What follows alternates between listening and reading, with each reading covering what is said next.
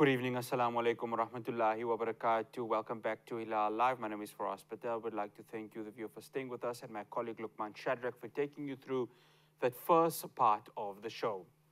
Now, Mangosuthu Buthelezi is the man who led the Inkatha Freedom Party for decades, helped them to deliver South Africa's negotiated settlement, and grew into the role of a responsible cabinet minister and a wise elderly statesman in post-apartheid South Africa. He was often entrusted to the role of acting president of the country, but he will also be remembered for being part of the apartheid regime's homeland or Bantustan system for the violence that besieged KwaZulu-Natal in the 1980s and early 1990s, and pushing the country to the brink of a civil war before his last-minute decision to participate in South Africa's first ever democratic elections in 1994. Today, of course, marked a memorial service for the late Zulu Prince. And joining us now to discuss his legacy is the University of Johannesburg's senior lecturer in the Department of Historical Studies, Dr Tshepo Moloi. Dr. Moloi, good day, and thank you so much for joining us here on Hilaal Live. Thank you very much for inviting me, Faraz. No, it's an absolute pleasure. Dr. Moloi, in terms of his role within the Zulu nation, you know, you can't really overstate so much of it. He really did play a part in making sure that this is a nation that maintains its rich tradition and history that was built so many decades before.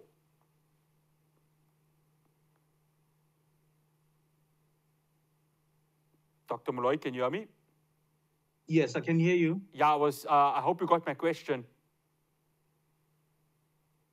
I didn't get the last part, but I know that you're asking about Zulu Nation. Yeah, I was just talking his role in maintaining their rich and cultural history within the Zulu nation that had been built for so many years, the role of Mangosuthu Buthelezi.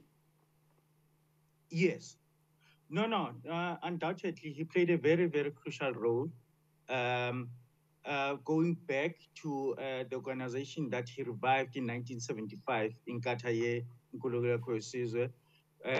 what's important is that that organization goes way back in the late 1920s with the same idea of promoting and encouraging Zulu tradition.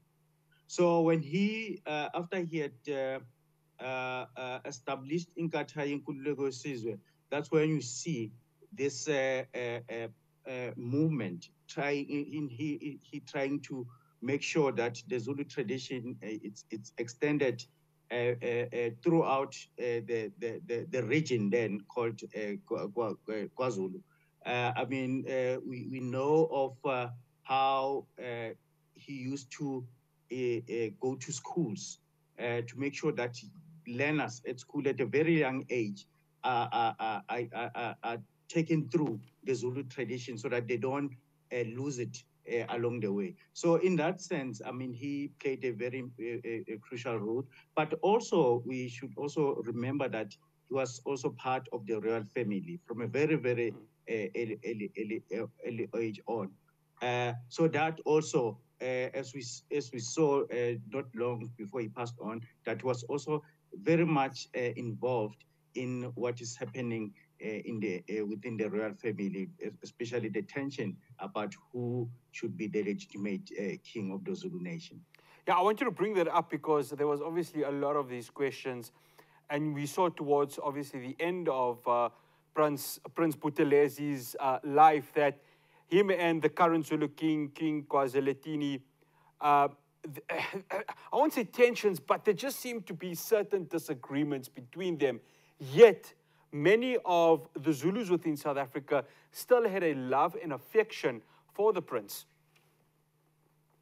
Indeed. I mean, I think one thing that one needs to point out is that he's not just a person who started getting involved in the affairs of the Zulu royal family, but he's part of the Zulu royal family through blood. I mean, he's the nephew of the father to the previous king who passed on, King Cyprian Katini Zulu. His father was also a chief, uh, uh, uh, and his mother was the sister to King Sipho. So that for him placed him at the center of what is happening in the Zulu royal family. So and you're correct. I mean, there were tensions which I hope at some point will be resolved. Unfortunately, he's not around anymore. But I mean, he brought into the discussion or the debate his long-held experience and knowledge of the Zulu tradition into what is happening today. So I think those tensions were caused by that in the main. That on the one extreme, some people pull to the other end, not wanting to follow what he perceived was correct, and then he on the other extreme pulling on the other direction, trying to instill what has been the tradition of the Zulu people throughout the years. Dr. Moloi, and then it brings the question of his complex legacy, especially that of pre-democratic South Africa, because it was complex, wasn't it? That there wasn't a warm reception, especially amongst Black Africans, towards the prince. And I'm going to touch on Boipotong in a bit, but there was really a sort of lukewarm reception towards Prince Buthelezi in the way he conducted a lot of his affairs. Yes, you're quite correct, Faraz. I think we should try to conceptualize this in taking it through.